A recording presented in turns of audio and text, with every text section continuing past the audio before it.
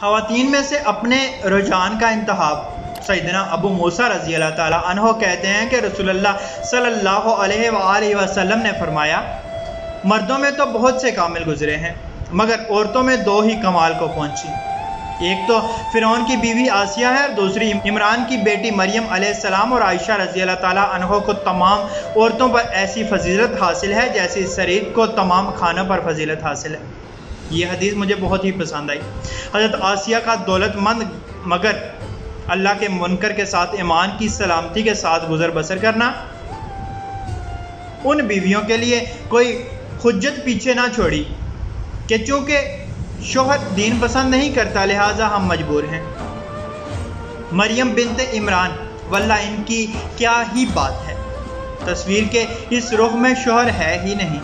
بد کرداری کا داغ عورت کے لیے سب سے زیادہ تکلیف کا باعث ہوتا ہے، اور اللہ کی رضا کے لیے کیسے اپنی قوم اور آنے والی نسلوں میں اپنے کردار کو محفلوں کی بحث بنا کر چلی گئیں۔ یہاں پر بھی حجت ختم، جو بحثیں کرتا ہے کیچڑ اچھالتا ہے، اچھالتا رہے، آپ پاک باز ہی رہیں گے اگر حق پر ہیں تو، اور لوگوں کا معاملہ حساب کتاب کے دن کے لیے چھوڑ دیجئے، واللہ آپ کی طرف سے ایسا حساب کتاب لیا جائے گا کہ آپ شکر کریں گے کہ ہم خاموش رہے۔ تیسرا کردار امی عائشہ کا ہے، جنہوں نے اپنی زندگی اپنے شوہر کے مشن کو آگے بڑھانے میں گزاری۔ علم کے معاملے میں رسول اللہ صلی اللہ علیہ وآلہ وسلم کی پوشیدہ زندگی کو رہنمائی کے لیے واضح کیا۔ 2 مہینے چولہا نہ جلتا مگر ہماری خواتین کی طرح شکوہ کیا،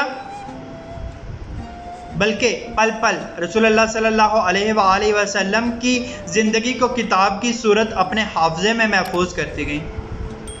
نہ اولاد نہ ہونے کا دکھ، نہ ہر وقت باورچی خانے میں نت نئے کھانے بنا کر شوہر کو کھلائے کہ شوہر کی محبت معدے سے ہو کر گزرتی ہے۔